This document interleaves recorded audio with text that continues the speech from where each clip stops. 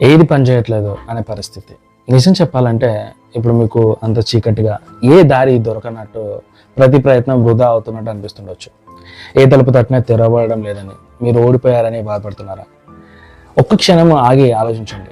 మనం దారులు వెతుకుతాం, కానీ కొన్నిసార్లు దారులు మోసుకుపోతాయి. ఎందుకంటే మీరు వెళ్తున్న దారి మీ గమ్యం కాదు కాబట్టి.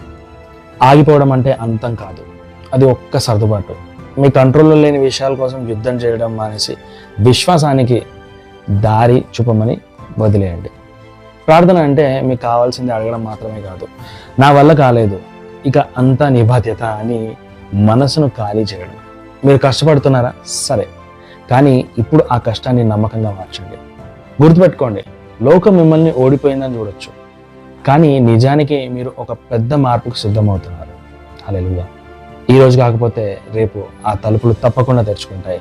అప్పటి వరకు నిశ్శబ్దంగా ఉండండి. మీ సమయం వస్తుంది, నమ్మకం ఉంచండి. హల్లెలూయా.